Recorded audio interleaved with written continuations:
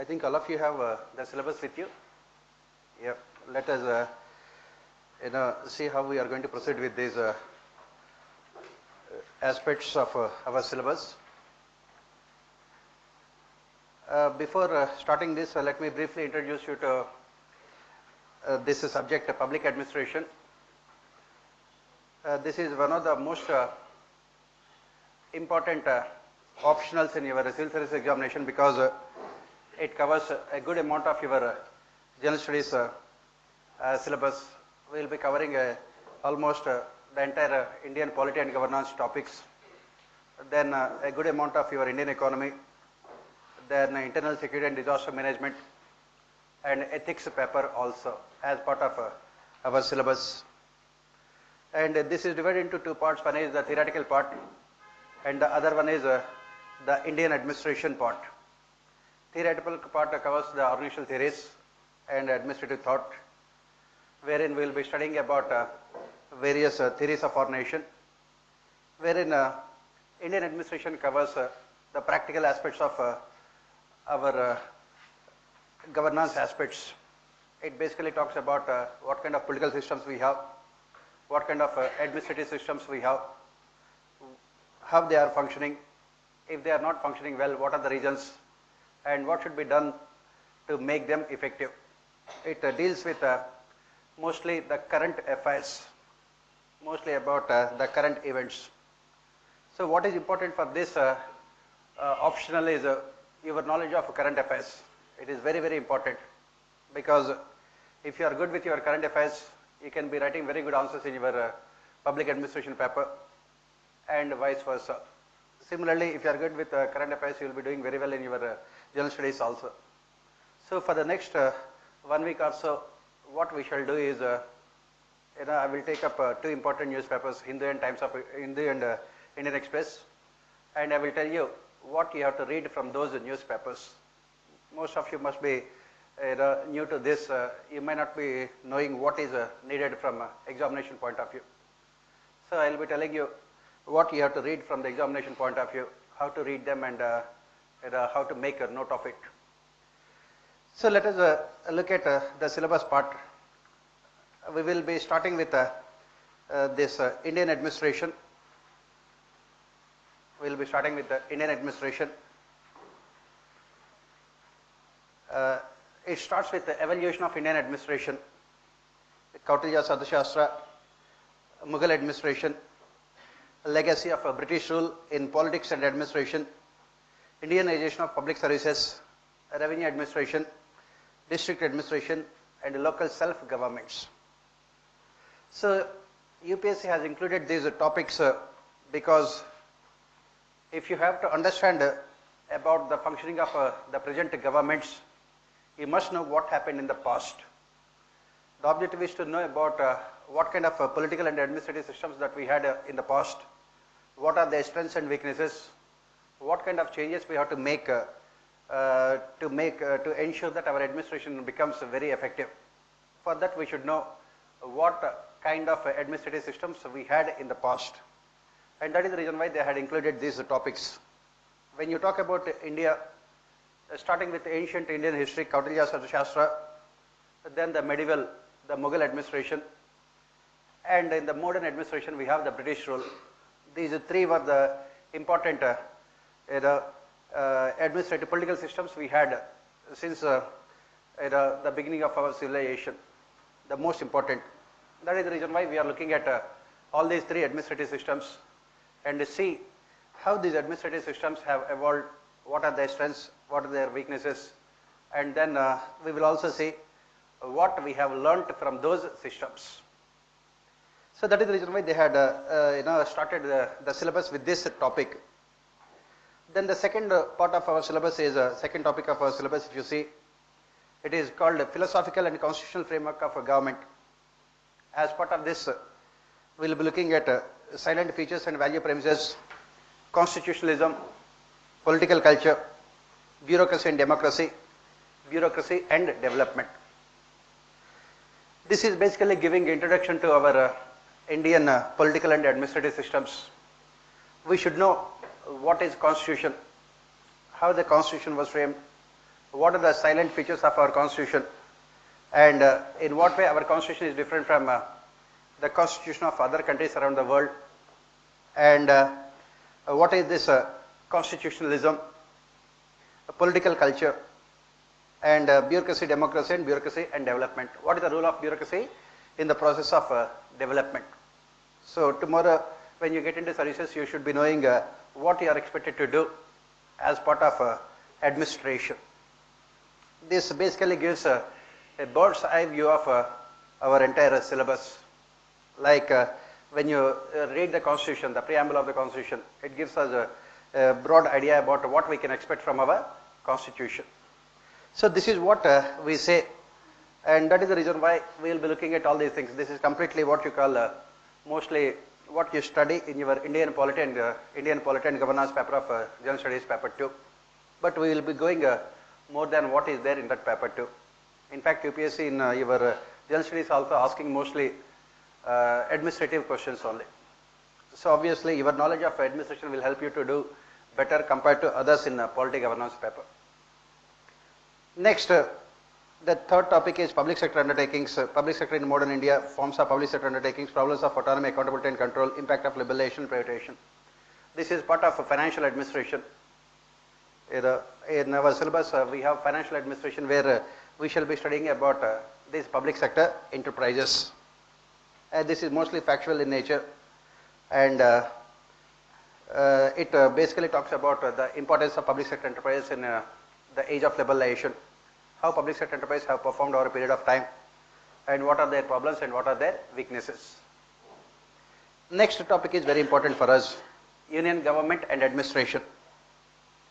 As part of union government and administration, we are looking at executive, parliament, judiciary, structure, functions and work processes, recent trends, intra-governmental relationships, cabinet secretariat, prime minister's office, central secretariat, ministries and departments, boards and commissions, attached offices and field organizations. So this is mostly divided into two parts. One is the political part, that is the legislature, executive and judiciary. So we shall be studying about parliament, functioning of parliament, what are the weaknesses in the functioning of our legislature, and what should be done to overcome those weaknesses.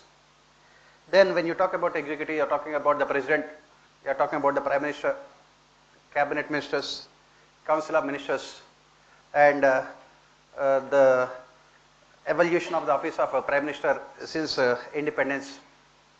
And similarly, we will be talking about the president also. What are the functions of the president in a parliamentary democracy? All those things we will be looking at as part of this topic.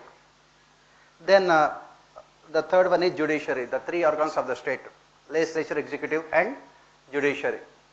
When we talk about judiciary, we are talking about what are the functions of judiciary, whether the judiciary has performed the functions well or not. If not, what are the reasons and what can be done to make our judiciary more effective. As I said, all these things are mostly part of current affairs. And then you are talking about intergovernmental relationships and intergovernmental relationships also. The relationship between various ministries and departments, between legislature, executive and judiciary, between the center and states. We will be looking at all those things.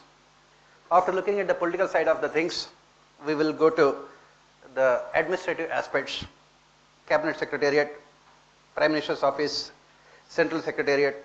These are all what we call governance aspects, administrative aspects. So what are these staff organizations, cabinet secretariat, PMO? If you see that in recent times there is so much of news in the newspapers about PMO becoming very powerful, prime minister's office, wherein it is dominating the functioning of all other ministries and departments. The questions will be asked whether the strengthening of a PMO, is it good or bad for democracy? Because when the PMO gets strengthened, it can result in dictatorship of a prime minister, which we are witnessing today. So we will be asking, we will be raising all those questions, and we will be trying to answer all those questions. Then central secretariat, ministries and departments, all those administrative aspects we will be looking at. Then the next topic is plans and priorities. It is mostly again related to financial administration, machinery of planning, role composition, functions of planning commission and NDC, indicative planning, process of plan formulation at the union and state levels, constitutional amendments, decentralized planning for economic development and social justice. Again, as we have said, this is part of financial administration. This will be there in your Indian economy of general studies also, paper 3. But nowadays, since we don't have any planning commission, as part of this we will be looking at mostly Niti Ayog, which has come in the place of a planning commission. Next, state government and administration. State government and administration. Earlier we have seen union government and administration, now state government and administration. Here you will be looking at union state administrative, legislative and financial relations. Role of a finance commission, governor, chief minister, council of ministers, chief secretary, state secretariat and directorates. Since India has a federal form of government, we have a central government at the union level and a state government at the lower level. So we will be looking at what kind of federal setup we have, what are the relationship between the center and states. We talk about 3 types of relations: administrative relationship, legislative relations and financial relations. And what are the controversies related to those relations? We will be looking at the role of governor, Article 356, and the discretionary powers of governor, all India services. Like this, we will be looking at all the dynamic aspects of central state relations. And then we will also look at finance commission. Now that there is no planning commission, it's only finance commission which is responsible for the transfer of funds from the union to state governments. And we will be looking at all the controversies related to finance commission. Then the next topic is district administration since independence. As part of this, we shall be looking at the changing role of the district collector, union state local relations, imperatives of development management and law and order administration, district administration and democratic decentralization. This after the union and state governments at the lower level, we have district administration, wherein we will be looking at what are the functions of the district collector. Tomorrow when you become collector, you should know what you are expected to do.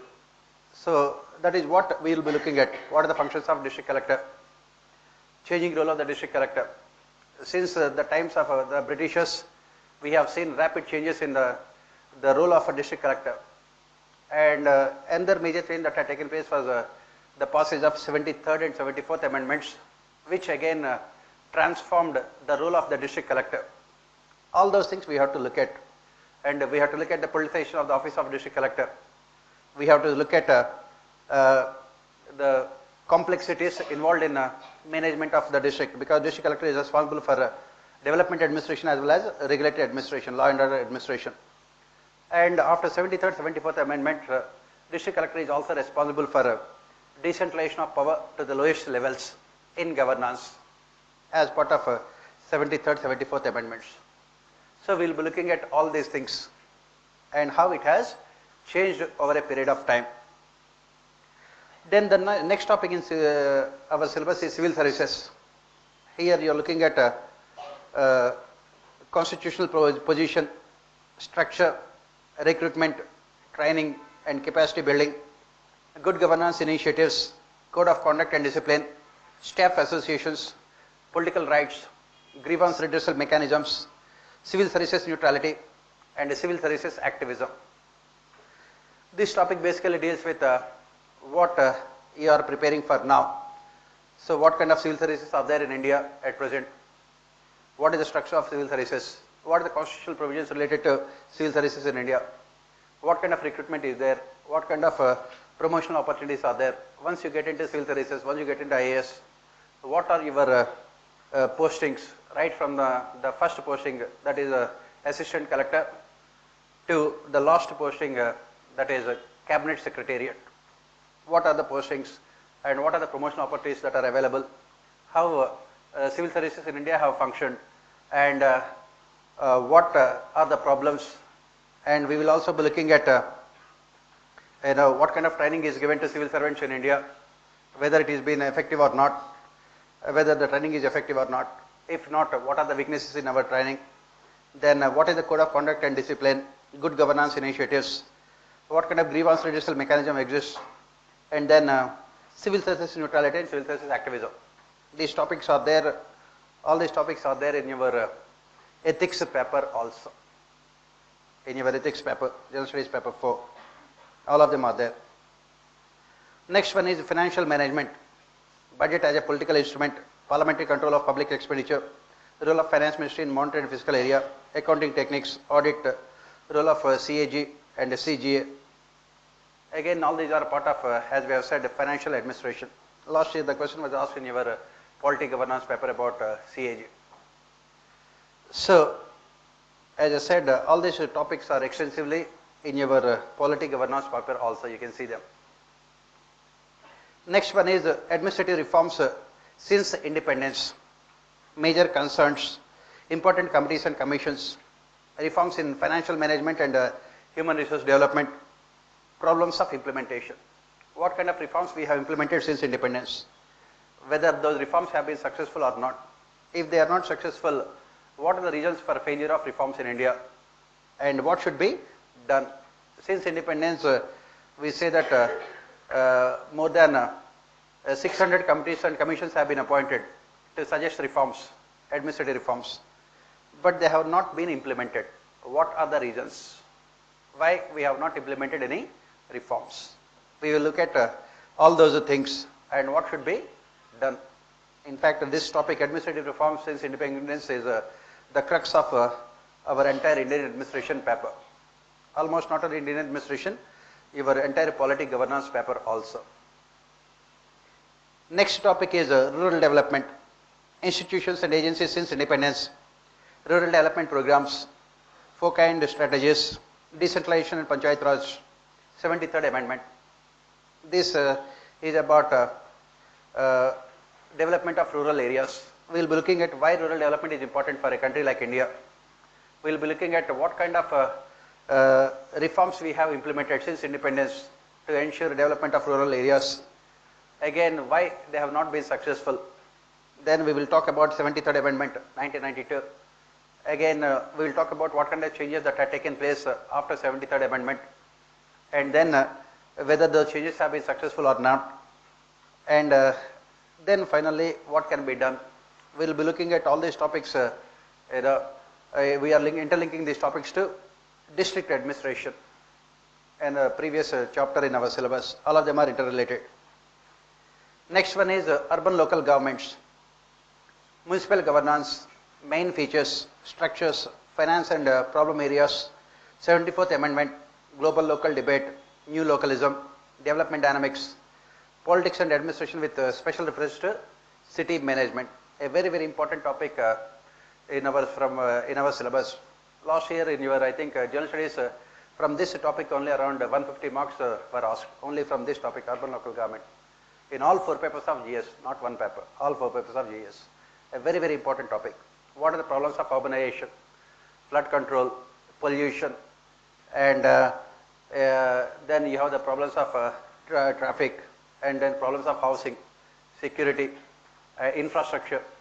All of them will be asked as questions in your examination. Why urban development in India has been a failure. Very, very important topic from our both public administration and general studies point of view. Because this topic is there in your general studies paper 1 as part of problems of urbanization. It is there in your polity governance paper, urban development. It is there in your Indian economy paper. Last year the question was asked. And it is there in your ethics paper also as part of case studies. Every year one case study will be there about urbanization. So very, very important topic. The next one is law and order administration. This entire topic is there in your general studies paper 3 as part of internal security.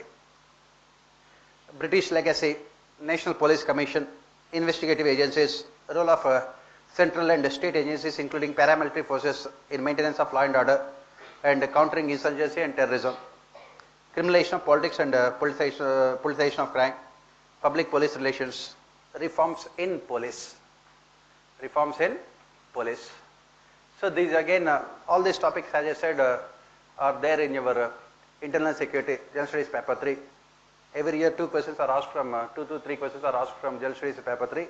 In our Indian administration, at least 2 questions will be asked from this topic. So coming all together, you will have at least minimum 80-90 marks in both public administration and general studies combined together. A very, very important topic.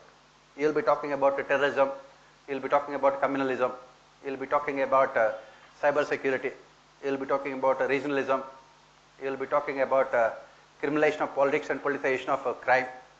All these are all law and order problems. Insurgency, secessionism, all these are all law and order problems. Very, very important topic again. The last one is significant issues in Indian administration. Values in public services, a very, very important topic again, because your entire ethics paper is about values in public services. Regulatory commissions, last year the question was asked in your polity governance paper, regulatory commissions. NHRC, again last year the question was asked in your polity governance paper. Problems of administration in coalition regimes, this was included in 2008 when India was having coalition governments. Right now this topic had become redundant because we have a single party rule now. Citizen administration interface, corruption and administration, a very, very important topic. All these topics are there again in your ethics paper as well as polity governance paper. And disaster management, this is there in your general studies paper 3, disaster management. 2 questions are asked from disaster management every year. So this is what the syllabus, and as you can see, if you are good with your Indian administration, you will be doing very well in your general studies and vice versa. The best part of it is that when we are doing all these things, as I said, we will be covering at least out of 1000 marks of your Indian administration, minimum 600 to 700 marks of your general studies will be covered. In general studies, 4 papers, you have 1000 marks. And then essay paper also 250 marks. And both the essays every year, in the last 5-6 years or so, both the essays are from Indian administration only. So we will be doing those things also as part of our classes. So this is how, and as I said, what is required is you need to have very good knowledge of current affairs. You must be reading at least 2 newspapers, you must be noting down the important things, and you must be able to interlink the things. This is very, very important from your examination point of view. And what are the books that you have to refer for this Indian administration? You can start with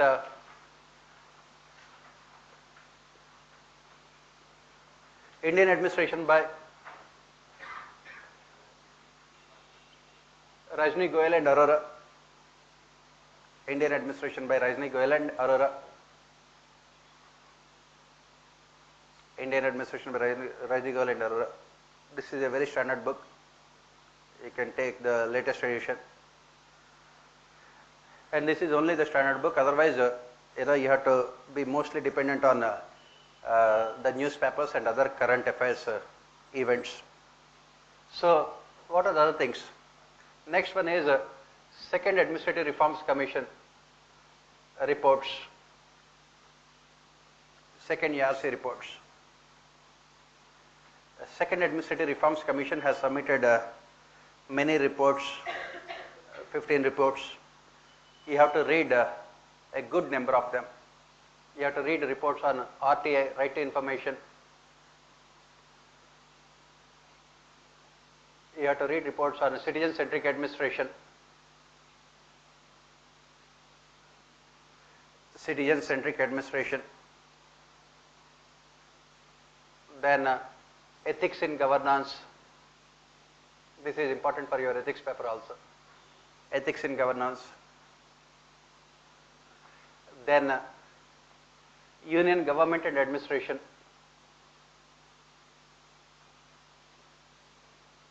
Union government and administration.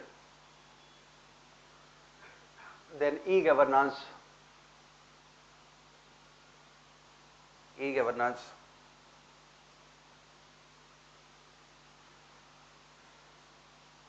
then state government and administration,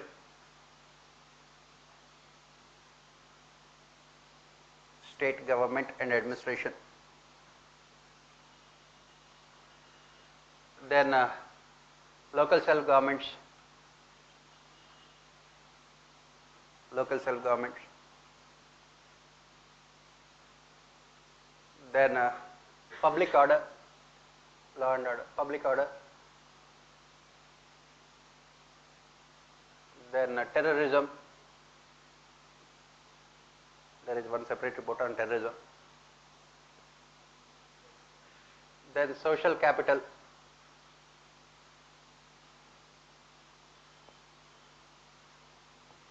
then personal administration,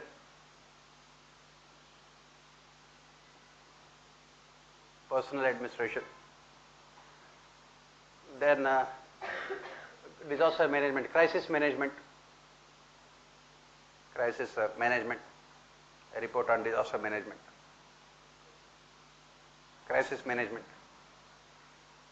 All these reports are very important, and you have to read all these reports for your general studies also. In fact, what UPSC has done is that UPSC has taken the 15 reports of second ERC and they divided them into 4 papers of GS. That is what they have done.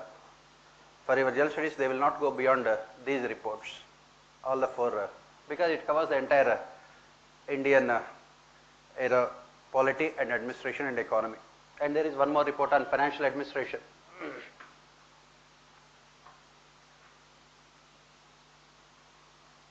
One more report on financial administration. Then after this, M.M. Punchi Commission on Center-State Relations, M.M. Punchi Commission on Center-State Relations, M.M. Punchi Commission, P-U-N-C-H-I, on Center-State Relations, a very important report again. This also you have to go through. Then 14th Finance Commission recommendations.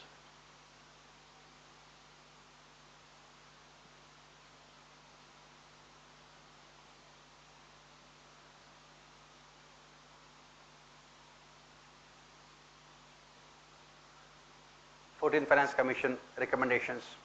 This also you have to go through. And then Niti Aayog reports.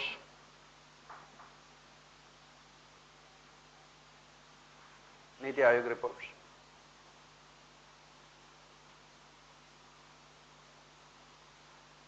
Niti Aayog reports. This is also important. And then of course, as I said, 2 newspapers, Hindu and Indian Express.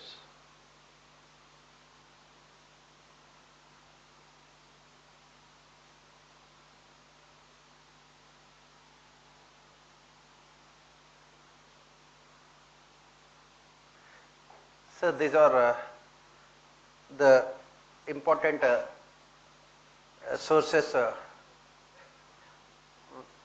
from your examination point of view. Either you can read all of them or you can read our class notes. That is for you to decide.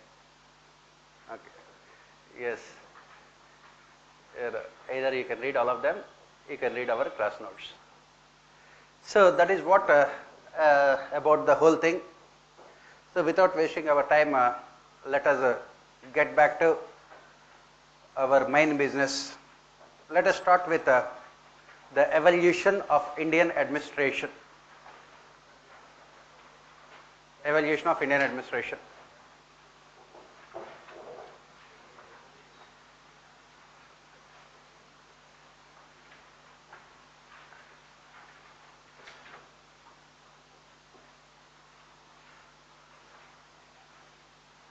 Let us start with the first topic of our syllabus, evolution of Indian administration. As we have said, UPSC has included this topic in our syllabus because they wanted you to understand what kind of political and administrative systems we had, so that we can empathize with what kind of systems that we have now. Why do we read history? Why do we read history? Why do we read history? Yes, we read history because we should know what happened in the past.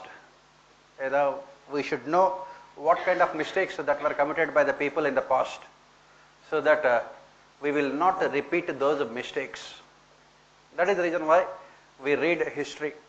We should know about what kind of culture, what kind of society, what kind of systems we had in the past.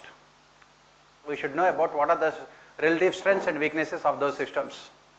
We should know about what kind of changes that had taken place over a period of time, and we should also know about what is at present the kind of system that we have. And all these things are very important. That is the reason why in your general studies also we have this history. We should be able to link the past history with the present and the future of the country. We must link all those things. That is the reason why when UPSC framed the syllabus for your public administration paper, especially Indian administration, it started with the historical aspects, started with the evaluation of Indian administration, how administration in India has evolved over a period of time. And as part of this, we are looking at three important empires in India's history. In the ancient times, we had the Mauryan Empire. In the medieval times, we had the Mughal Empire. In the modern times, we have the British Empire. These were the three major systems that we had experienced since the time India had come into existence. And we will be looking at all of them. In the ancient times, the Mauryan Empire. In the medieval times, the Mughal Empire. In the modern times, the British Empire. We will be looking at all of them, and we will be looking at how they have changed over a period of time. So let us start with the ancient times. As we have said, it starts with Kautilya's Arthashastra. Kautilya's Arthashastra. Kautilya's Arthashastra. So let us see what and how it has evolved over a period of time. Let us go back to a little bit of history, which you might have studied as part of your general studies, ancient history. If you look at India's ancient history, it started with, everyone normally generally agrees that it started with this Harappan civilization. And this Harappan civilization was mostly what we call egalitarian societies. That means there were no class differences. Why? Because it was very ancient. When will you have class differences, the rich and poor people? You have class differences only when there is property. Only when there is property. In those days, if you go back to ancient times, what kind of life people had led? They were mostly nomads. That means they would move from one place to other place in search of livelihood, in search of food. What is their primary occupation? Hunting for food. Killing the animals and hunting for food. There was no agriculture in the ancient times. Then what happened? The most important discovery took place, iron. With the discovery of iron, people started settling at one particular place. Before the discovery of iron, they would cultivate the land for some time. Once the land loses fertility, they would shift to other places. So, after the discovery of iron, they started settling at one particular place because they knew how to cultivate the land for longer periods of time. And if you look at most of the civilizations at that point of time, all the civilizations had their origins are near water bodies only, near water bodies, near the rivers only. If you look at India, it's an Indo-Gangetic plain, the most fertile region in the world. The Harappan civilization as well as the Vedic civilization, the post-Vedic civilization, all of them took place in this Indo-Gangetic belt, the most fertile. Similarly, you look at Roman civilization, all other major civilizations had took place near these river bodies. Why? Because the most important thing that is required for our existence is water. That is the reason why all the civilizations took place near the river bodies only. So, once the Harappan civilization has ended, what we have witnessed is the emergence of this Vedic civilization. As part of this Vedic civilization, what do we say? We have seen the societies transformed from egalitarian societies to hierarchical societies.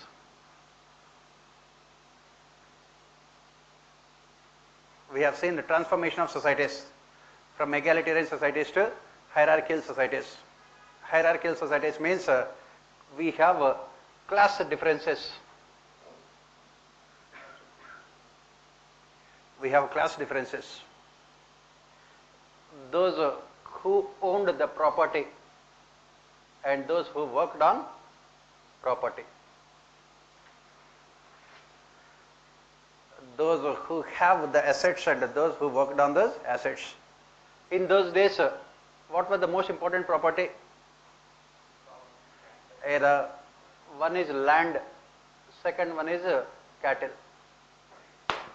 Land and cattle. In those days, these were the most important properties, land and cattle.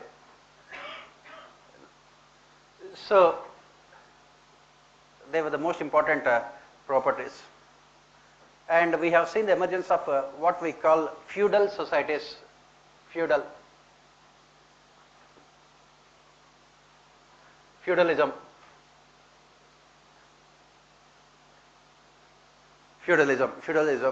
In feudalism, we have two classes of people.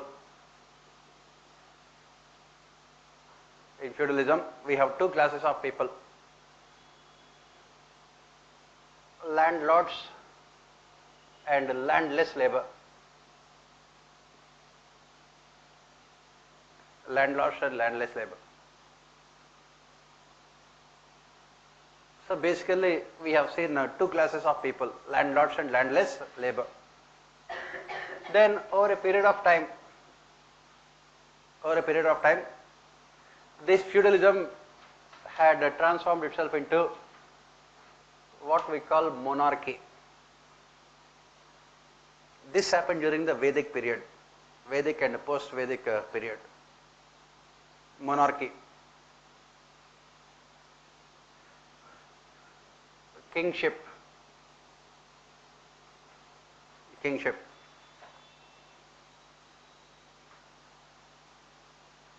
Monarchy and kingship.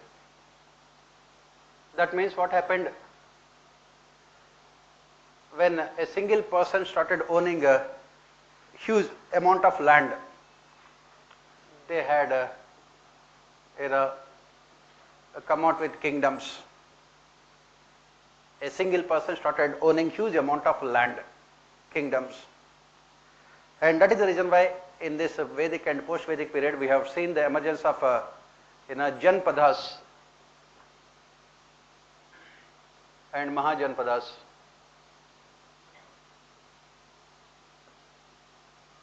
Janpadas and Mahajanpadas. Janpada means a small kingdom, Mahajanpada means bigger kingdom. We have seen the emergence of the Janpadas and Mahajanpadas. And mostly all of them are near, as we have said, the Indo-Gangetic belt. All of them are near this Indo-Gangetic belt. So then what happened?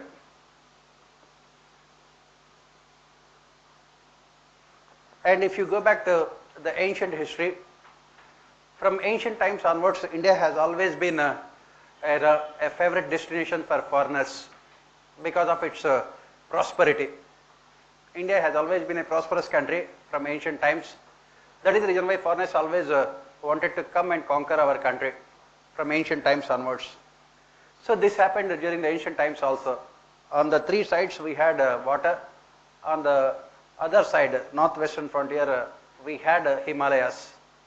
And mostly these foreigners came through these Himalayas. Khyber Pass is there, if you have studied those things.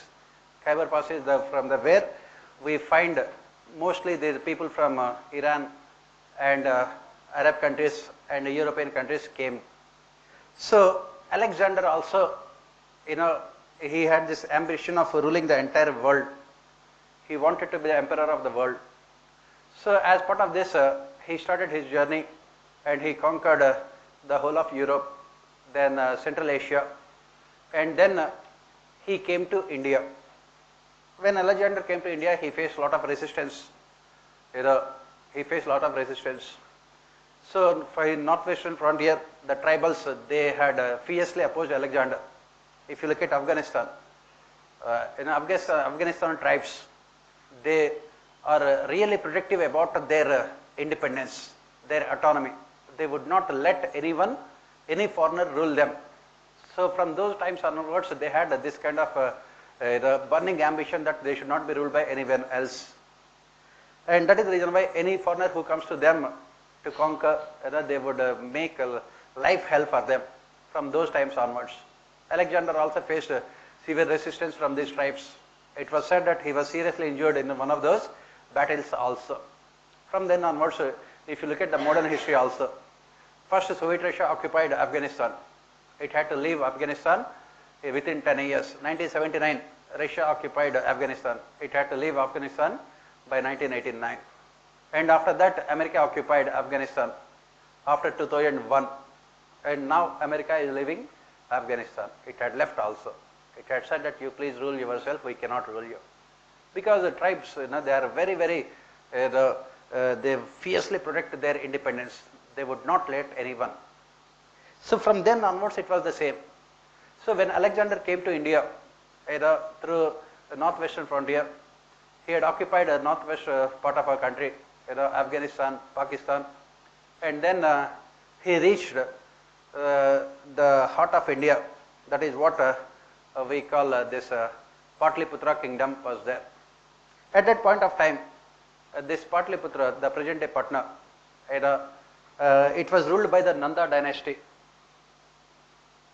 Nandas were the emperors there. Nanda dynasty was there. It was the most powerful dynasty at that point of time. And as we have said, the political system was monarchy. Political system was monarchy. In monarchy, what happens? The king will have absolute powers. In monarchy, the king will have absolute powers. King has absolute powers. That means king has legislative, executive and judicial powers. Monarchy means a system of governance. Monarchy means a system of governance wherein the power is concentrated in the hands of a single person.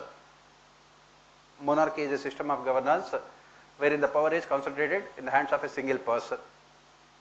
So, what happened here? When the Nandas were ruling, they were dictators. They had all these powers. And what we say is that power corrupts. We say that power corrupts, and absolute power, it corrupts absolutely. Power corrupts and absolute power corrupts absolutely. That is what we say. And the same thing happened with this dynasty. Because of absolute power they enjoyed, they had become highly corrupt and exploitative in nature. They had become highly corrupt and exploitative in nature. And they were ruthlessly exploiting their citizens. They were ruthlessly exploiting their citizens. And it was a dictatorship. It was dictatorship. The administration had become very corrupt. That was the time when Kautilya had entered into the scene. There were many different stories about Kautilya's origin. Some people say that his name is Vishnugupta, and broadly there is an agreement among the historians that Kautilya was basically a political science professor. He was a political science professor, and he studied political science. He taught political science in the Nalanda University. In those days, it was the most ancient university in the world. And he was a Brahmin by birth, and he approached the Nandas. Why? Because they were ruling, and Alexander, after conquering northwestern part of our country, he reached on the other side of the Ganges, the river Ganges, the Ganga. He reached on the other side. So Kautilya had approached Nandas, and he said that please give me some army, because enemy is at our doorsteps. Foreign enemy is at our doorsteps. I will go and fight Alexander, the Greek army. And when he asked the Nandas, the rulers, the king, and they ridiculed him, they made fun of him. They said that you are a Brahmin, you are a poor Brahmin, how can you go and fight the enemy? We know how to do those things. They made fun of him. And Kautilya at that point of time had taken a vow that he would defeat the Nandas, he would end the Nanda empire. And when he was walking on the streets of Patliputra, he found a young person, a young man, later came to be known as Chandragupta Maurya. And Kautilya, through his statecraft, through his intelligence and cunningness, he overthrown the Nandas dynasty, and Chandragupta Maurya was made the emperor of Patliputra, Chandragupta Maurya. And then what happened on the other side, when Alexander had assembled all his armies on the other side of the Ganges, Nandas also had regrouped, and they also assembled their armies on this side of the river.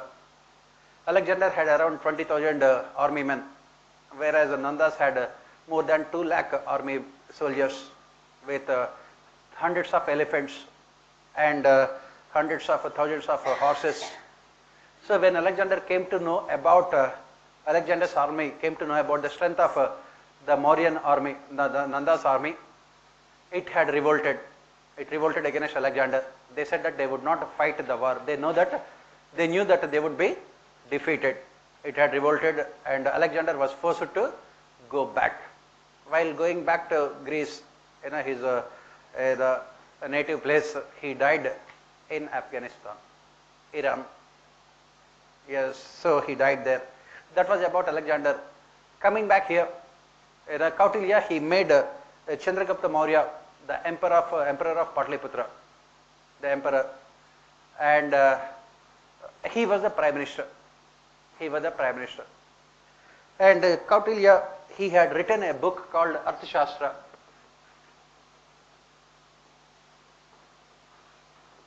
He had written a book called Arthashastra. Arthashastra means Shastra means science. Arth means wealth.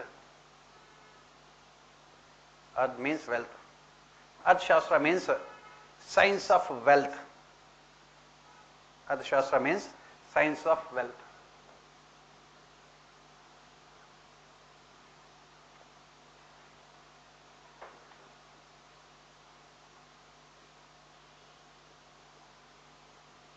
Arthashastra means science of wealth.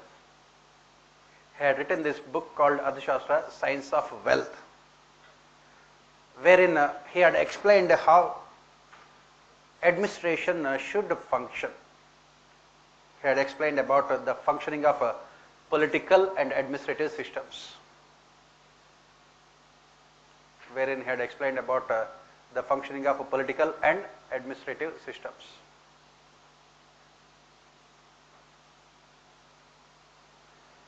political and administrative systems. Please remember this Kautilya was asked in your ethics paper also last year. Kautilya was asked in your ethics paper also. Very, very important thinker.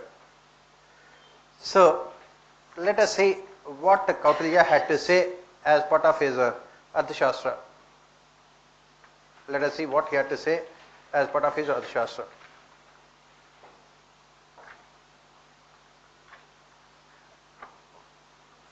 We will only be looking at the political, economic and administrative aspects which are needed from our examination point of view. So, this Arthashastra has 15 chapters. It contains 15 chapters. 4 are relevant from our examination point of view, from our public administration point of view. 4 chapters are relevant from our public administration point of view.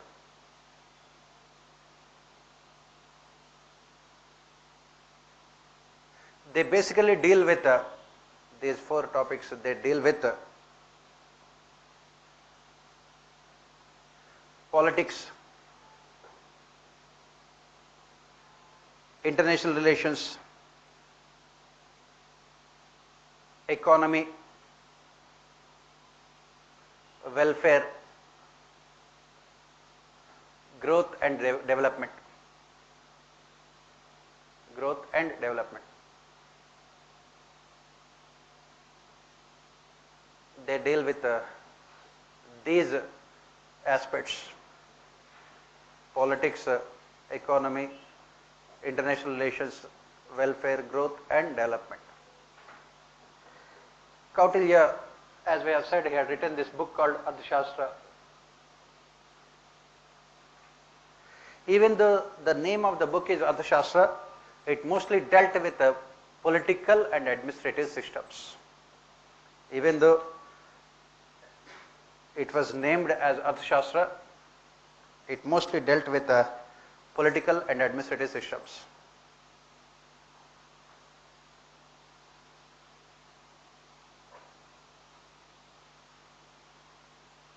They mostly dealt with political and administrative aspects.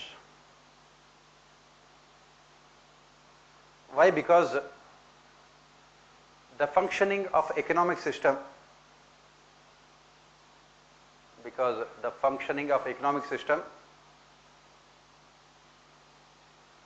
is always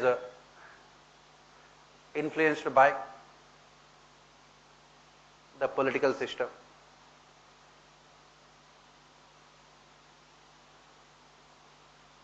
Functioning of economic system is always influenced by the political system.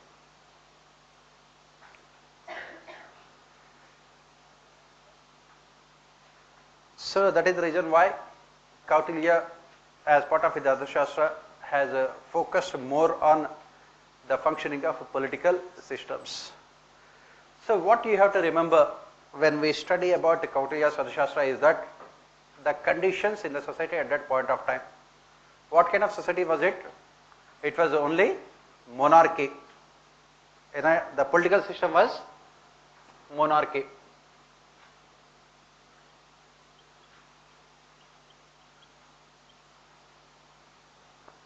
The political system was monarchy.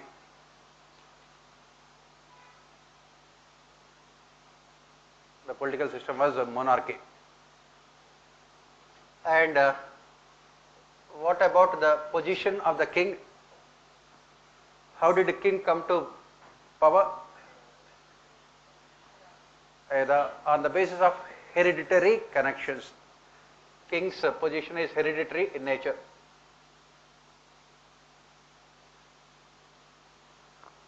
Hereditary in nature. Hereditary means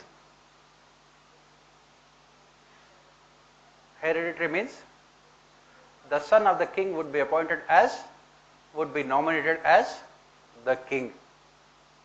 There were no elections, no democracy. No elections, no democracy. The son would be appointed as the king. when the king dies, his son would be appointed. That is the reason why in English we have this saying, very famous saying, the Britishers, okay, the king is dead, long live the king. The emperor is dead, long live the emperor. The king is dead means the present king is dead, long live the king means the future king should live for longer periods of time. That is what they say. This is hereditary in nature. It is hereditary in nature. That is what we say about Kautilya's Arthashastra, monarchy. In those days there were no elections. There were no elections. Positions were hereditary in nature. It was mostly what we call dynasty. Dynasty. Political era dynasty. Era family politics. Okay. And when what was the time period of Mauryan emperor? Ancient history. What was the time period? BC only. Pardon? 2000? Yes, 2000, around 2500 BC. That means 5000 years back almost. Almost, 4500 years back. 4500 years back. 4500 years back. The political system was monarchy. As we have said, in monarchy, the king had everything. The king can frame laws, rules and regulations. The king has the power to implement them. And in case of any kind of disputes, the king would be acting as the Supreme Court also. So the king has legislative powers, executive powers and judicial powers. The king had absolute powers, legislative, executive and judicial powers. So when we talk about Kautilya's Arthashastra, we must remember the context. The political context was, it was monarchy, it was dictatorship. Under those circumstances, Kautilya talked about the functions of the king, what the king is expected to do. He talked about what kind of political system should be there. He talked about what kind of economic system should be there. He talked about what kind of administrative system should be there. Political, economic and administrative systems as part of his Arthashastra. He talked about all these things, political, economic and administrative systems.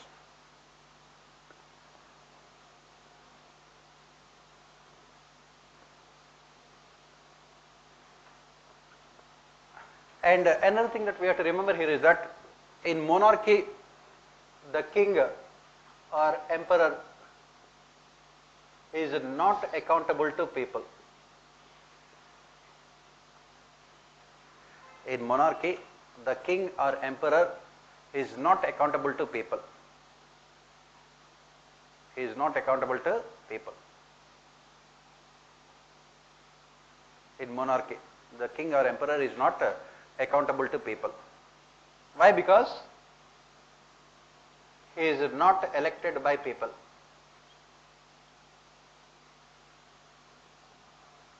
He is not elected by people.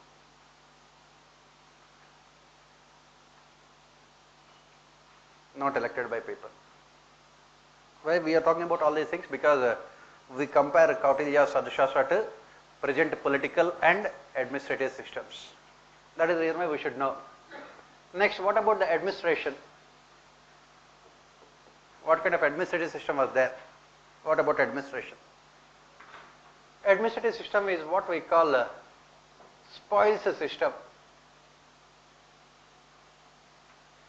Administrative system is what we call a spoils system. S-P-O-I-L-S.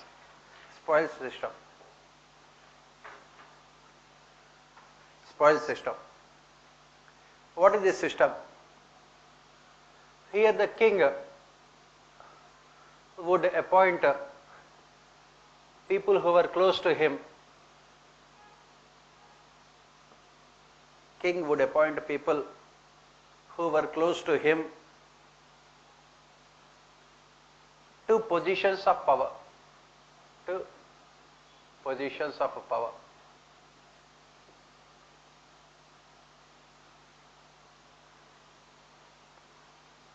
Mostly the relatives of the king, friends of the king are appointed to positions of power. They were appointed to positions of power. And no merit or qualification is required. No merit or qualification is required to hold positions of power. No merit or qualification is required to hold positions of power.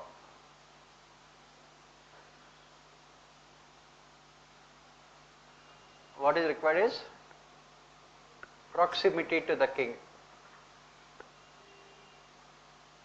If you are close to the king, you can be appointed to positions of power. Proximity to the king. So, keeping in mind these things, let us see what Kautilya had to say about the functioning of political and administrative systems. Keeping in mind these aspects, let us see what he had to say. Why? Because what Kautilya has said 5,000 years back, 4,500 years back, is still relevant for present societies. What he had said. We say that Kautilya is one of the greatest thinkers of all time, because what he has said at that point of time is relevant for us now also. So, keeping in mind, let us say, if we have to talk about Kautilya's Arthashastra, to understand that, we can divide that into three important parts. The machinery of the government,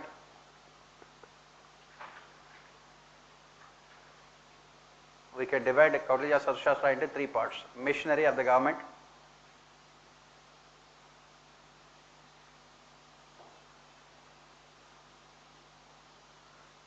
then principles of administration, principles of administration,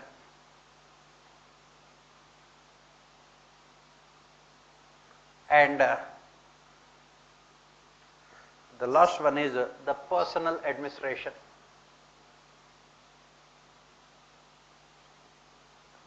Personal administration. We can divide Kautilya's Arthashastra into these three important aspects for us to understand better. Machinery of the government, principles, and personal administration. So, let us look at this machinery of the government, what we are saying here. All of them are interrelated. All of them are interrelated. So, what we have said is that the king or the emperor had absolute powers. He had absolute powers. But is it possible for him to run the entire administration? Is it possible for him to run the entire government? It is not possible. It is not possible for a single person.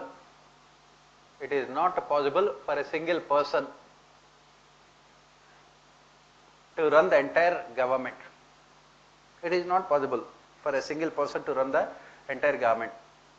Even if the person's name is Narendra Modi, it is not possible for a single person. Even if you are a Superman, Batman or He-Man, you cannot. Okay? It is not possible for a single person to run the entire government. That is the reason why king needs the help of others. He needs the help of others. He requires effective government machinery. The king needs the help of others to run administration.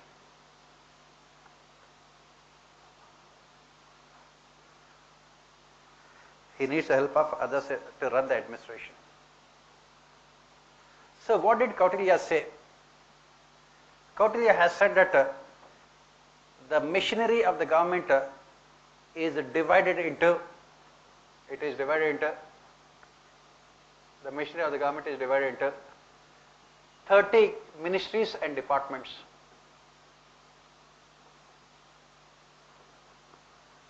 The machinery of the government is divided into 30 ministries and departments. Kautilya has said that the machinery of the government is divided into 30 ministries and departments on the basis of division of work and specialization. On the basis of division of work and specialization. It is divided into 30 ministries and departments. That is what Kautilya has said. If the king has to ensure effective governance, he said that the government, the machinery of the government should be divided into 30 ministries and departments on the basis of division of work and specialization. For example, you have at present also we have the same thing. Kautilya talked about those things only.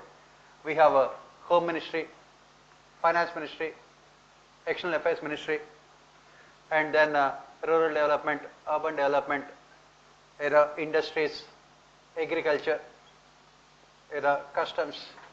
Like that, Kautilya has said that in those days also all these things were there.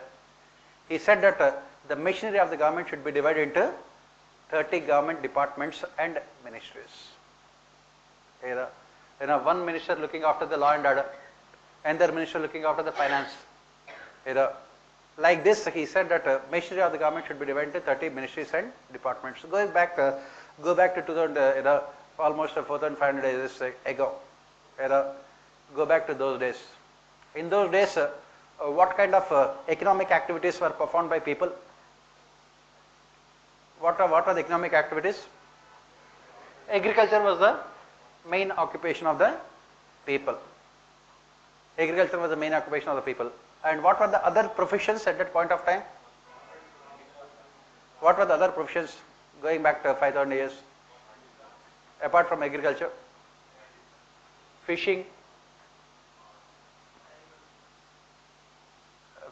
and then? Yes, handicrafts, weavers, potters and all those people. Then? Trade is there. Trade and business activities are there. And then?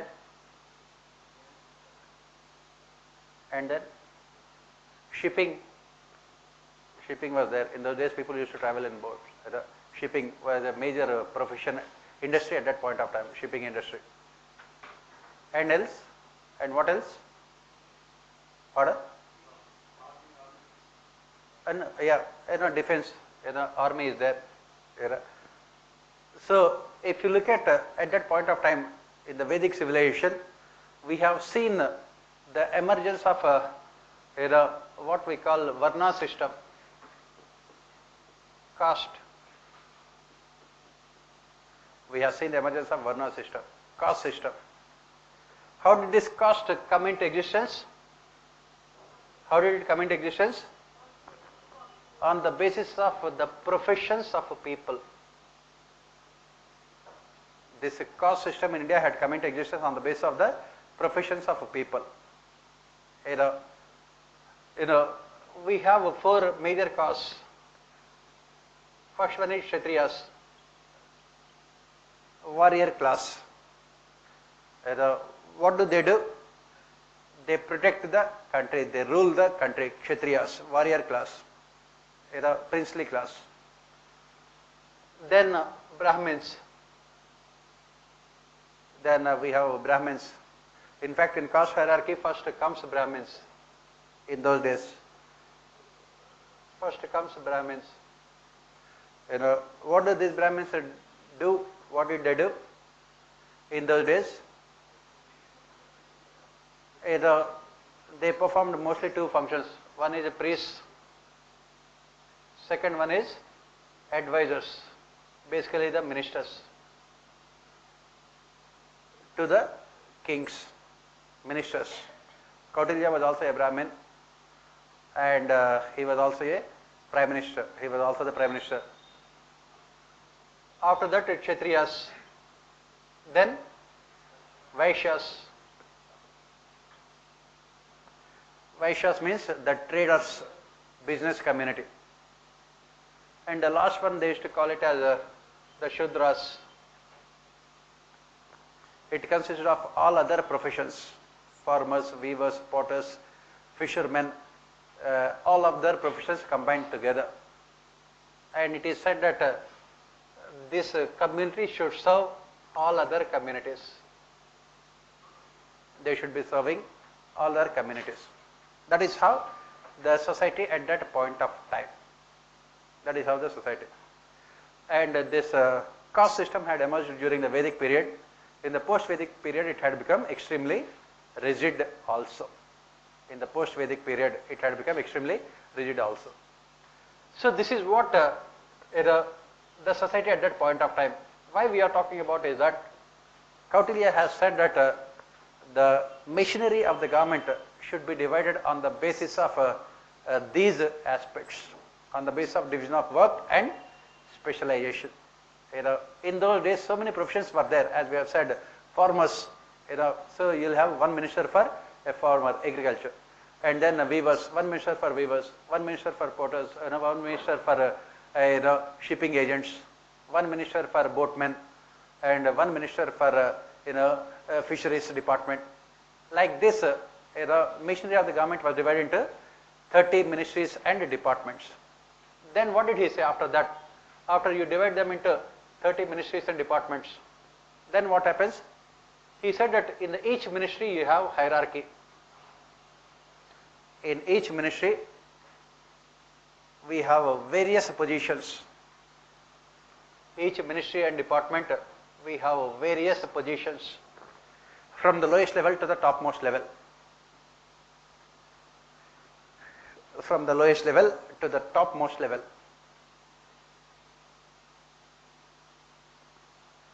Various positions from the lowest level to the topmost level. From the lowest level to the topmost level. And he said that the lower level positions,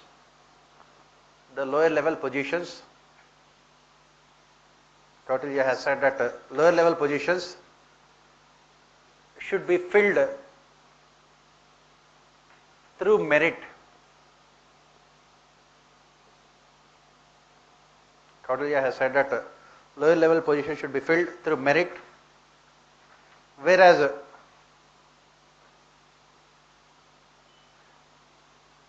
higher level positions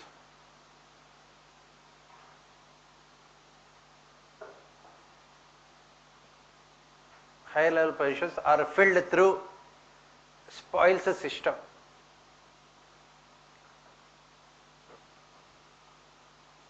Filled through spoils system.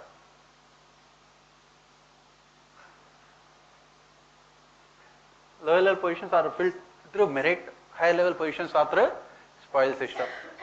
And Kautilya has said that each ministry will be headed by a minister. He said that each ministry will be headed by a minister.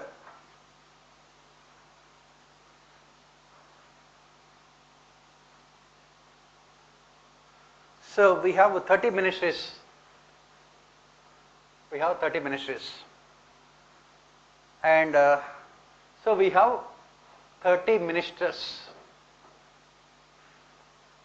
Each ministry will be headed by a minister. Each ministry and department will be headed by a minister. And so we have 30 ministers in a council of ministers.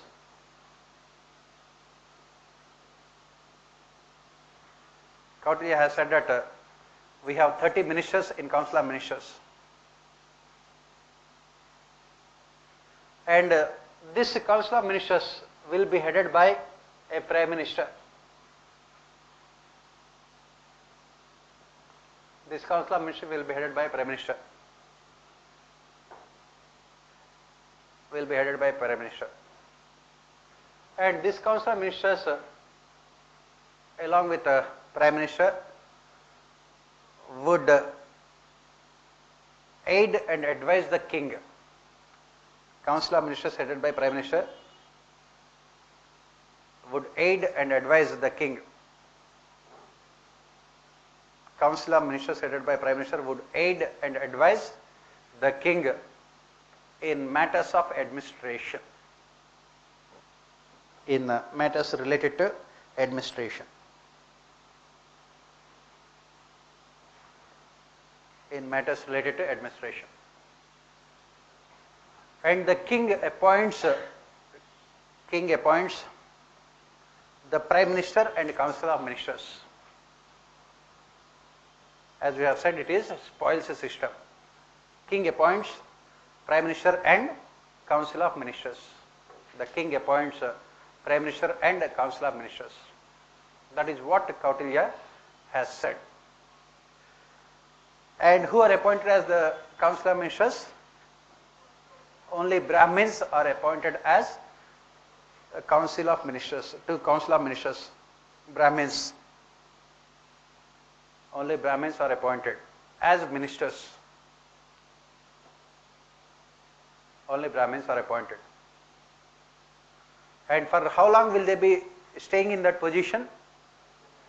They will stay in the position as long as they have the confidence of the King. They would stay in those positions. Kautilya has said that they would stay in those positions as long as they have the confidence of the King.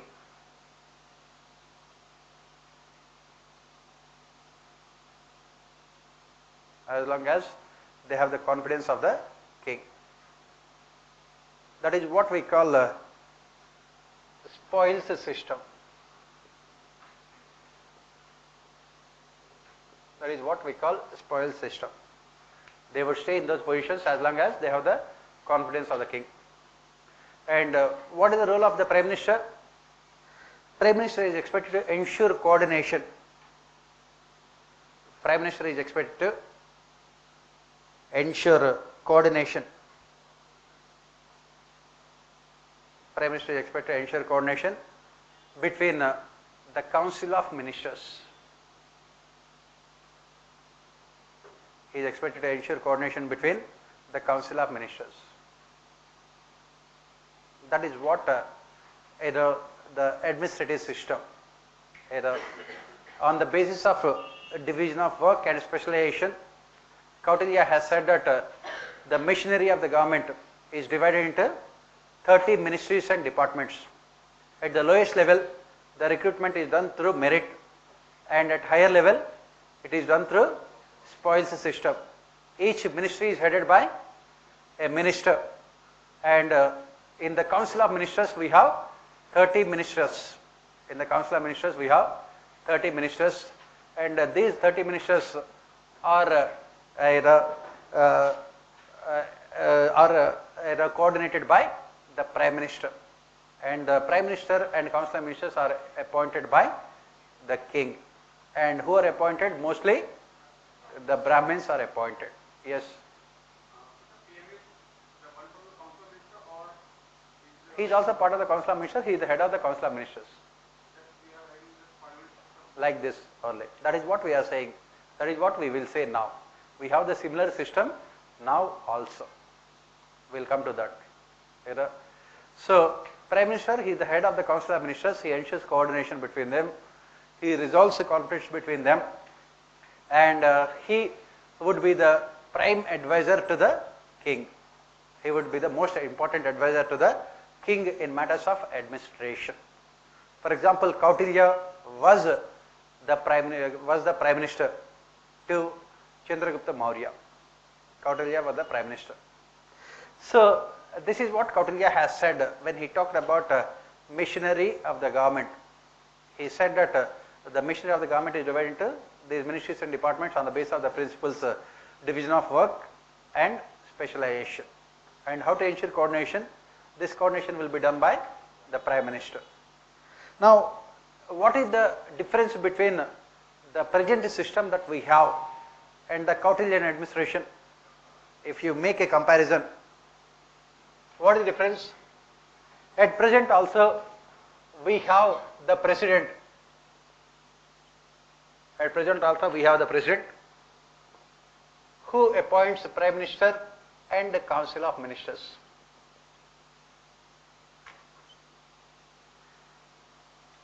At the present also we have the president who appoints Prime Minister and Council of Ministers. Who appoints Prime Minister and the Council of Ministers at present. What is the difference here? During the Kautilyan times, the king had absolute powers. During the Kautilyan times, the king had absolute powers. The king had absolute powers to appoint and remove ministers.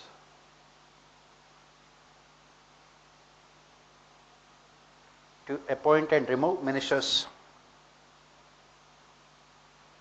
And Prime Minister and Council of Ministers, they can only advise the king. They can only advise the king, and the final decision will always be taken by the king. And the final decision will always be taken by the king.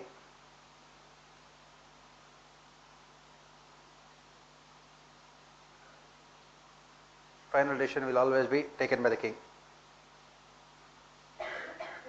So that is what the political system wherein the king had absolute power, monarchy. At present, it is different.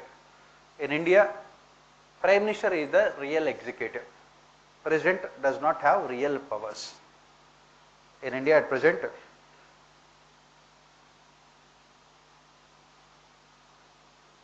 Prime Minister is the real executive. President does not have any real powers.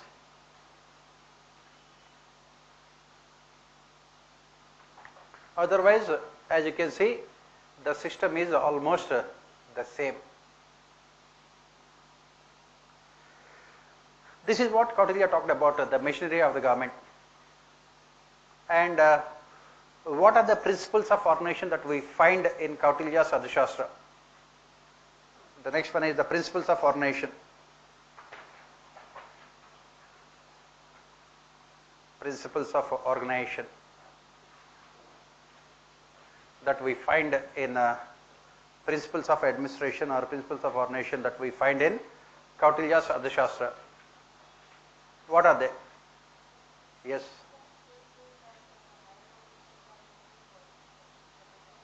In the present time, it is spoil system. Prime Minister appoints his own people. Yes. For India, if you have to be made a minister, what kind of qualifications are required? You don't require any qualifications. Do you require any qualifications? It's only spoil system. In fact, now in India, it is the Prime Minister who appoints the President. Narendra Modi nominated Ramnath Kovind. Before he was nominated as the President, not even a single person in India knew about Ramnath Kovind, including himself. Okay. What everyone has done after the Prime Minister announced the name was everyone started Google search to find out who is Ramnath Kovind. Google also has said 404 error, file not found. Okay. We will discuss about all these things as we proceed. How the office of President has been denigrated over a period of time. Whenever you have a powerful Prime Minister, it always resulted in the politicization of the office of a President. Whenever we had a powerful Prime Minister. So, coming back here, what are the principles of organization that we find in Kautilya's Arthashastra? The first thing we have is a division of work, division of labor. Division of work. The next one is a specialization. Specialization. The next one is a hierarchy. H-I-E-R-A-R-C-H-Y, hierarchy. Hierarchy explains, it explains the relationship between,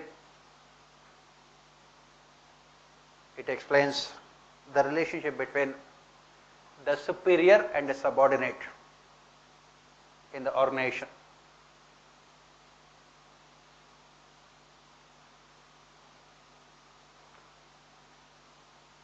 Superior and subordinate in the organization. Superior has the authority to give orders. Superior has the authority to give orders, whereas subordinate has the responsibility to implement them.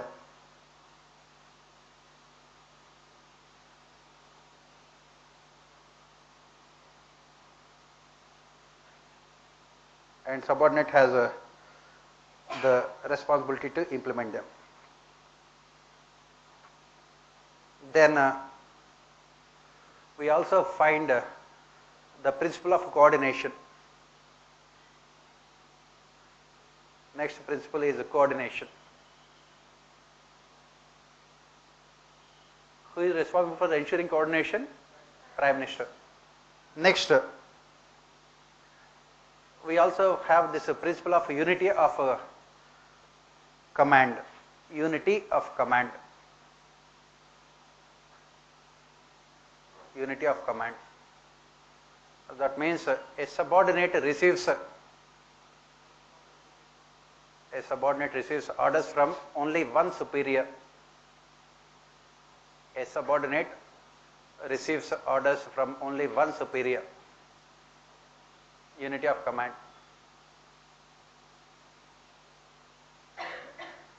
Next principle we find in Kautilya's Arthashastra is a written communication.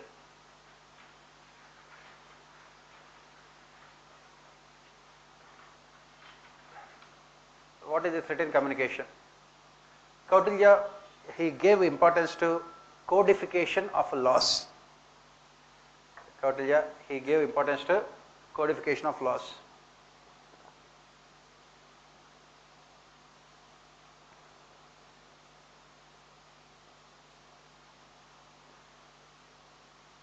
He gave importance to written communication.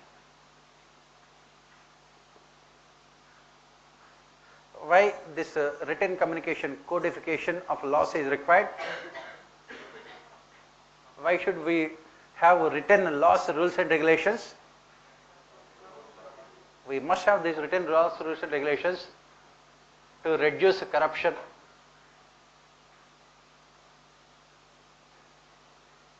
To reduce corruption.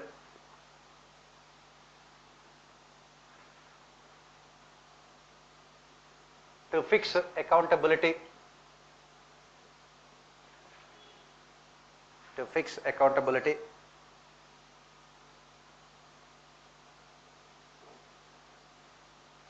To fix accountability. To reduce the scope for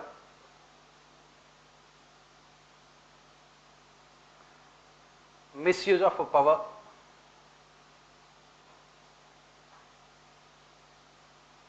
To reduce scope for misuse of power.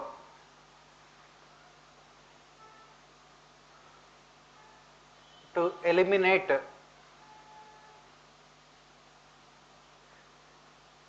nepotism and favoritism. To eliminate nepotism and favoritism. To ensure continuity to administration.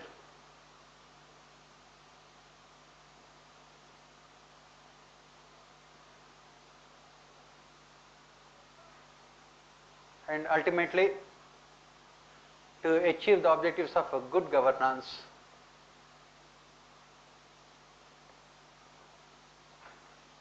achieve objectives of good governance.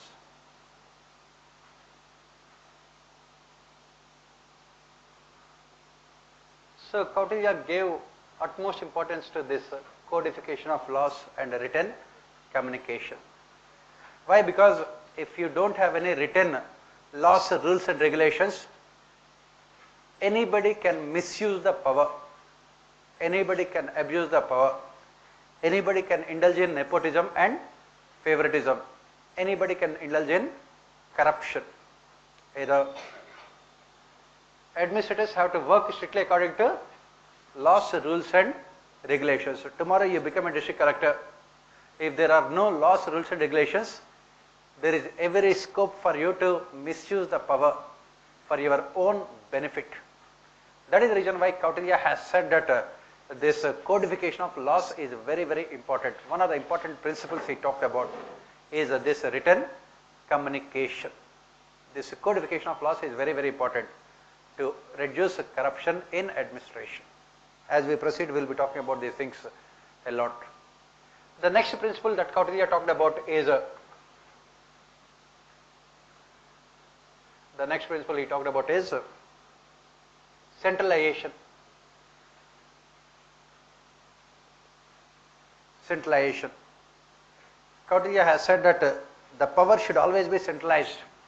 Power should always be centralized in the hands of the king. There should be centralization of power in the hands of the king.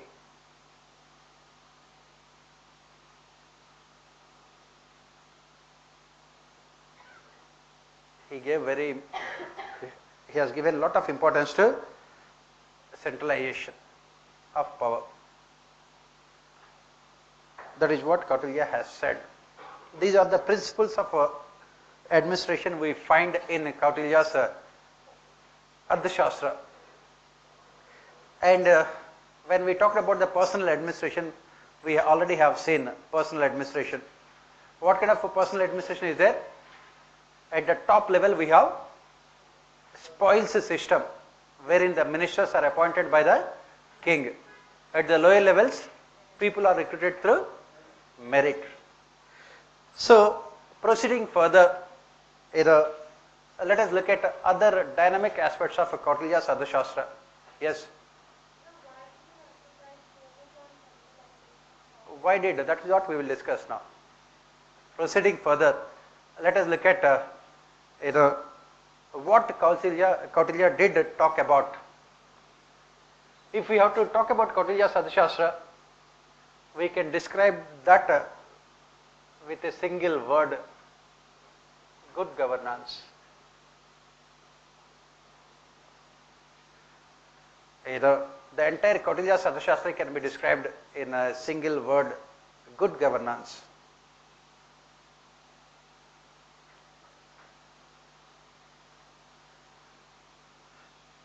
Good governance.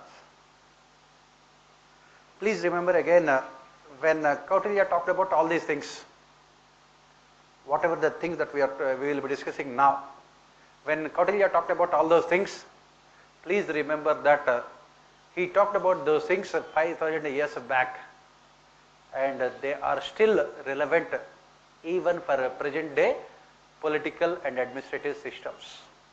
A very, very important thinker. Let us see what he had to say as part of good governance. What he had to say about good governance. Kautilya has said that king should always work for the welfare of people. The king should always work for the welfare of people.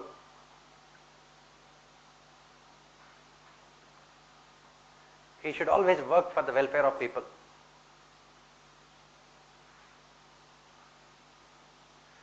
The king should always work for the welfare of people. So what is the objective of good governance? The objective of good governance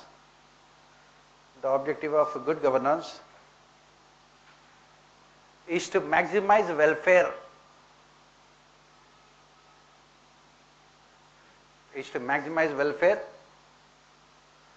for maximum number of people, maximize welfare for maximum number of people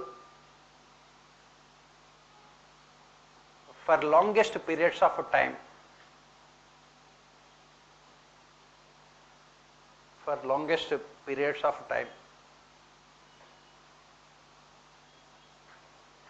This is what you study in your ethics paper also as part of utilitarianism. In ethics you talk about utilitarian philosophy, utilitarianism. Maximization of welfare for maximum number of people for longest periods of time. Utilitarianism. Kautilya strongly advocated this philosophy. Kautilya strongly advocated this philosophy, utilitarianism, as part of good governance.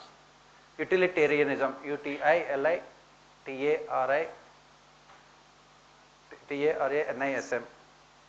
utilitarianism. He strongly advocated this philosophy. While talking about the functions of the king, while explaining the functions of the king,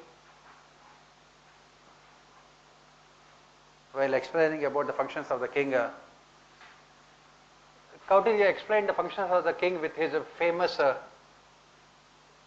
dictum or saying.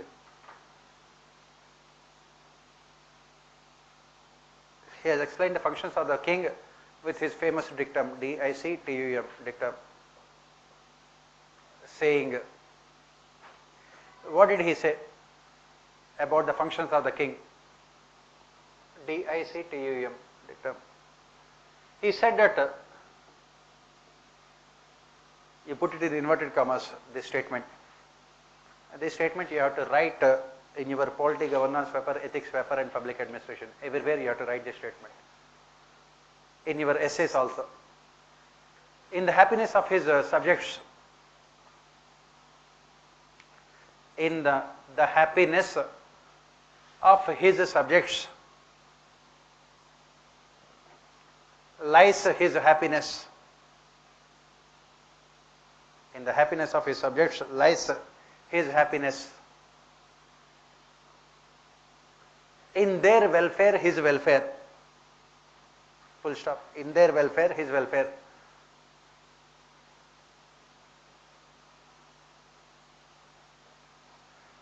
In their welfare, his welfare. The king shall do. The king shall do everything that pleases his subjects.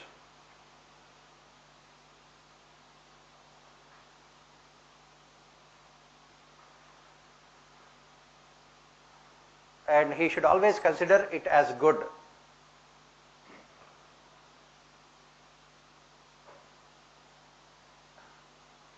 Everything that pleases his subjects.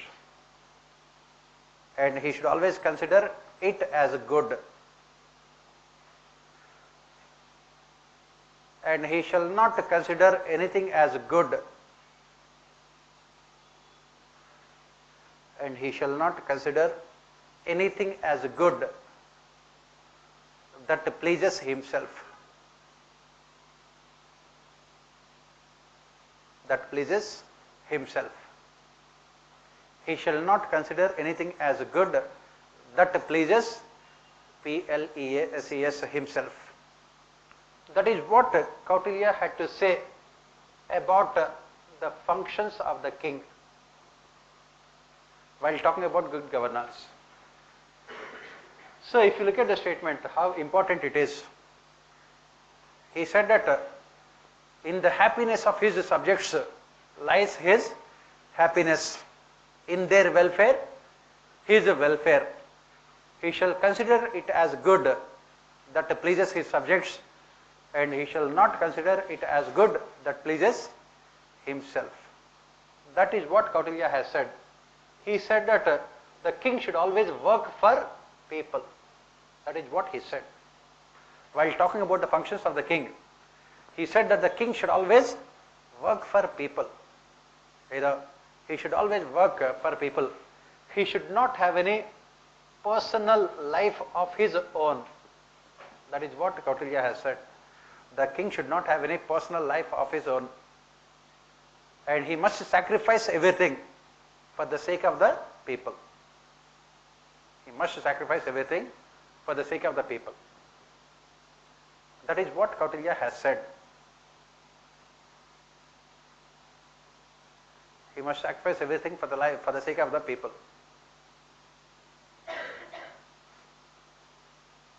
And this is extremely relevant for present day political and administrative systems. At present, what kind of in a political system we have? What kind of leaders we have? What do they think? In the happiness of themselves lies the happiness of the people. In their welfare, people welfare. They will consider everything as good that pleases themselves, everything as bad that pleases people. That is the reason why Kautilya becomes very important. You have to quote this statement as and where it is possible. For example, when you are writing about the privileges of members of parliament, our members of parliament enjoy so many privileges.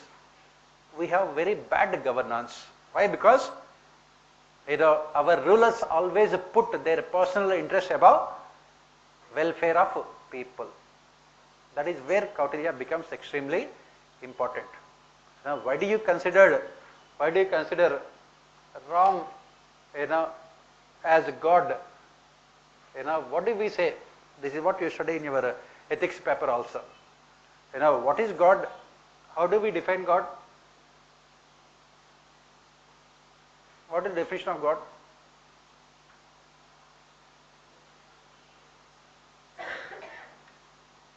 What is God?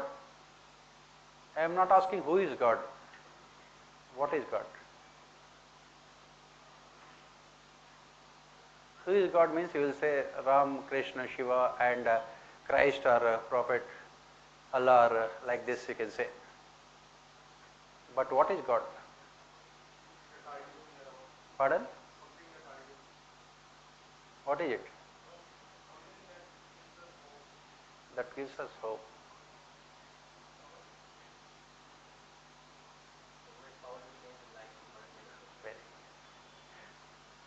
Did the God ever change the life of people? Your life, did he change? Yes? Pardon? Who is just? What do you mean by that?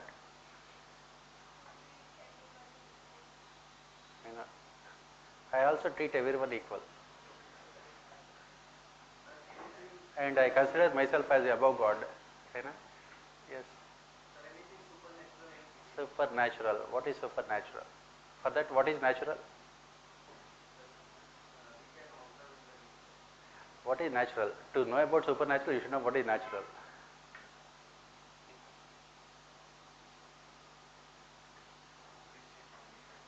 Omniscient, omnipresent. Google?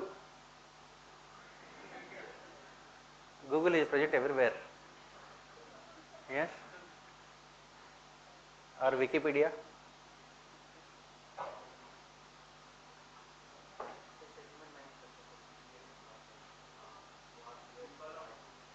I am not asking who created God. And I am asking what is God.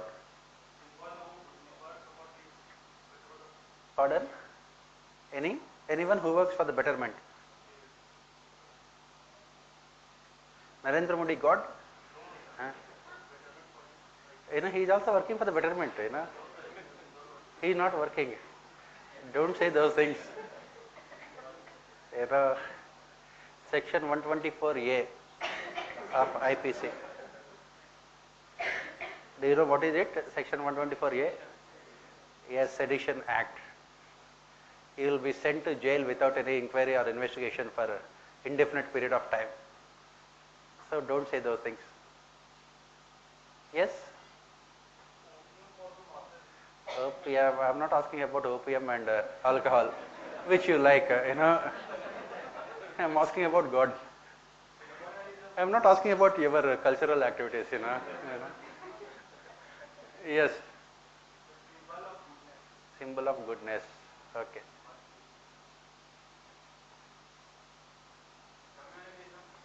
Pardon? Communalism. God is different from religion. You always associate communalism with religion, not God. God has no religion. God has no religion. That's what I am saying. God has no religion. We have created religion for God. I am asking, what is God? Supreme power. Very good. Okay. What is that supreme power? What do you mean by supreme power?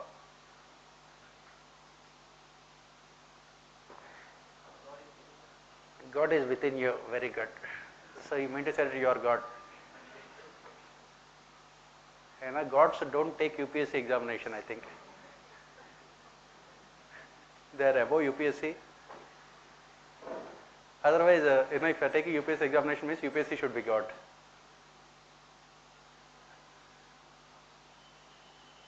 Yes.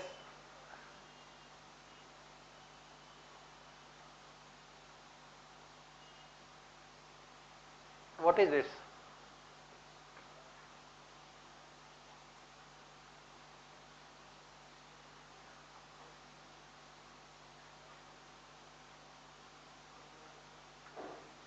Pardon? Anyway, all these things you should be studying as part of your ethics paper.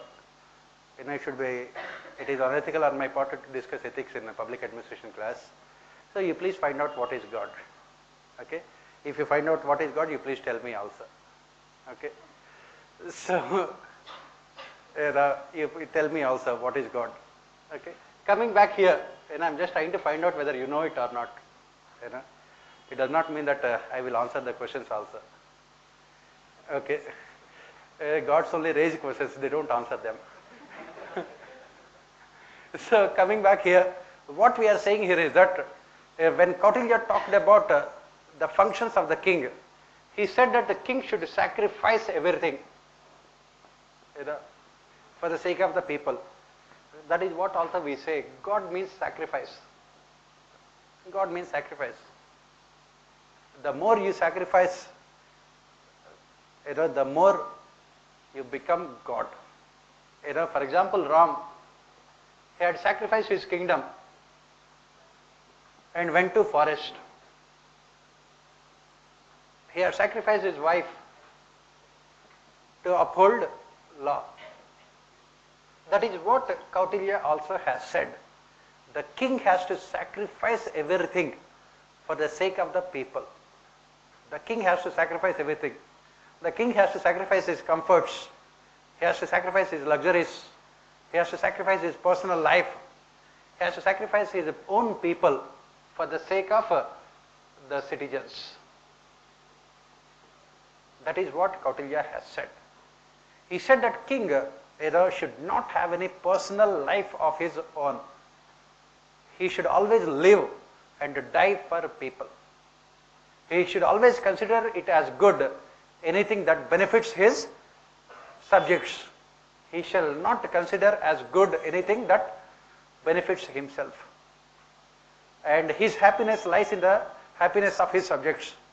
His welfare lies in the happiness of his, in the welfare of his people only. That is what Kautilya has said as part of good governance. This is the most important aspect of Kautilya's philosophy, administrative philosophy. And it is extremely important for present day rulers who always think about themselves first, who always think about themselves last also. They never think about people. The moment you reach positions of power, you look for free foreign travel, you look for free comforts, free luxuries, free 5-star guest houses. You look for everything free of cost. The rulers. And that is where Kautilya comes into picture. He said that king should not be leading any luxurious lifestyle. You take the case of President of India, he stays in a house which has 350 rooms, Rashtrapati Bhavan. He stays in a house which has 350 rooms. That is what Kautilya said, it should not be like that. When almost 50% of our people in our country do not have any house to live in, good house to live in, Why should the President of India live in a house that has 350 rooms? Kautilya has said that these things cannot be there, because the king should always sacrifice everything for the people. On the other hand, in the present day, in the name of democracy, what we have done is, we have created new dictators wherein the rulers always enjoy all the benefits at the cost of the people. At the cost of the people. That is where Kautilya's good governance comes into picture. He said that the king should always sacrifice everything for the sake of the people. He should sacrifice his personal life, comforts, luxuries, and his life, everything only for the people. Very, very important. These things you must be quoting in your, as I said, political governance paper and ethics paper extensively. While talking about the civil services values, while talking about the values of rulers in a democracy. That is what you say. On the other hand, what we see is everyone, anyone who becomes part of the ruling community, the first thing they will be looking for is privileges and power for themselves. Supreme Court judges, they say that they should be given more privileges and more powers. If you travel, you see that certain number of people are exempted from toll, paying toll. Why should they be exempted? Rule of law demands equality before law. The President, Prime Minister, Supreme Court judges, Governor, what do? They are working for the people and they are the servants of the people. Why should they not pay the toll? Right? That is what Kautilya questioned at that point of time itself. The next thing, what are the other things that Kautilya talked about as part of good governance? The most important thing is the one which we have said. What are the other things that he talked about? The next thing he said is that, Kautilya has said that as part of good governance, he said that the king should always be accessible to people. The king should always be accessible to people. That means people should be able to meet the king as and when they have any problems. Accessibility. The king should always make himself accessible to people. People should be able to meet the king as and when they have any problem. Is it possible for us to meet a Prime Minister? No. Outside the Prime Minister's house it is written, dogs and people are not allowed. Sometimes dogs are allowed, but not people. Do our rulers, are they accessible to people? When do we see our rulers? Only at the time of elections, once in 5 years. Our Prime Minister nowadays is spending more time in Gujarat than in Delhi. Why? Because at present he is the Prime Minister of Gujarat. Prime Minister of Gujarat. Elections are there. BJP might lose the elections. It is a prestigious battle for BJP. If they lose Gujarat elections, the Prime Minister would be losing face, and it would be the end of Narendra Modi also if he loses elections. That is the reason why he got the election commission to postpone the dates also, and so that he can announce more welfare programs for Gujarat. That is what happens. That is what happens. And whenever elections are there, then only we will see our Prime Minister. Recently we had elections in Uttar Pradesh, that is the reason why he was there in Uttar Pradesh. And before that elections were in Bihar, that's why he was there in Bihar. There were no elections in South India, that is the reason why he never go to South India. That is what happens. That is the reason why Kautilya becomes very, very important. King should always be accessible to people. That is what Kautilya has said. I think we can continue with the rest of the things tomorrow in the class. Let me tell you about the newspaper also. Tomorrow onwards, please get both these newspapers, Hindu and Times of Indian Express. Shall I tell you tomorrow or today?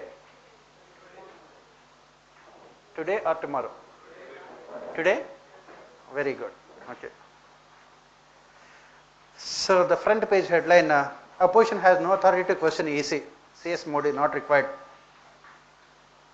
on his third visit to Gujarat in a month. It is not required. It is a political news, so it's not required. GST rate structure needed rejig says the revenue secretary. That is important for us. On the front page, the second article, right side, GST. That is important. In Dhaka, Sushma calls for a safe return of Myanmar nationals. That is also important. International relations. The next article, in Dhaka, Sushma calls for a safe return of Myanmar nationals. Next, the next article, rules to be eased for Tibetan refugees. That also you can go through. Rules to be eased for Tibetan refugees, part of current affairs. On page 2 and 3, you don't have anything. On page 4, again not required, nothing is there. On page 5 south, not required, nothing is there. This one on page 5, tribal hamlets to get panchayat status, Telangana planning legislation. These things you will be studying as part of rural development.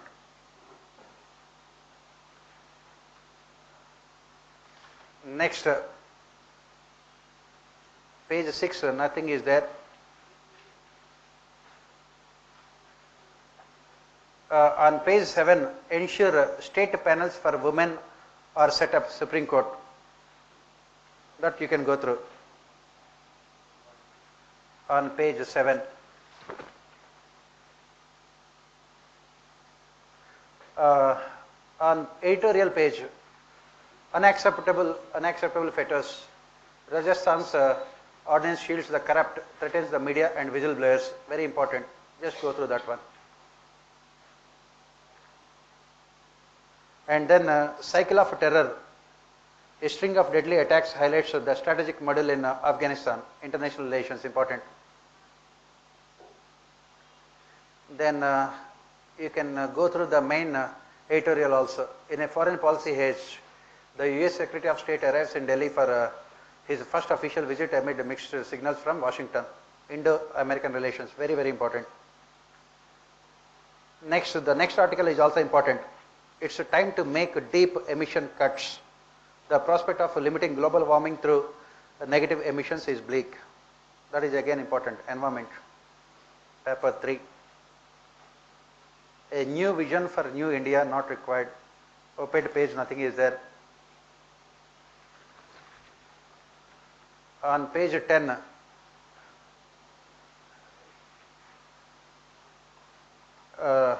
this also, why exempt CBA from RTA Act? Why exempt CBA from RTA Act? The government has exempted CBA from right to information. We will talk about these things when we discuss RTI.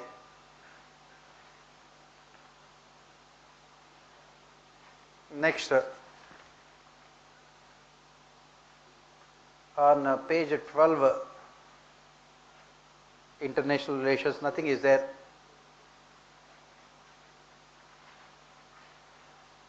Government, on page 13, government may have to foot a bill for a rail safety fund. Important, rail safety. This is part of your General Studies paper 3, infrastructure. Next, on page 13 only, business page, banks may add extra 40,000 crore bad loans, NPA, very important.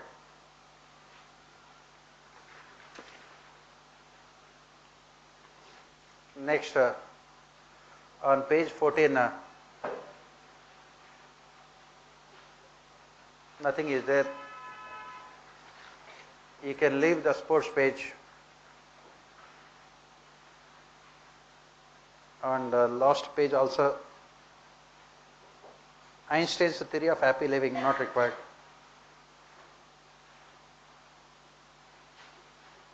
So this is what you have to read from Hindu.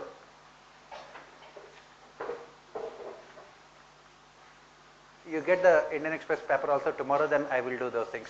Otherwise it will become difficult.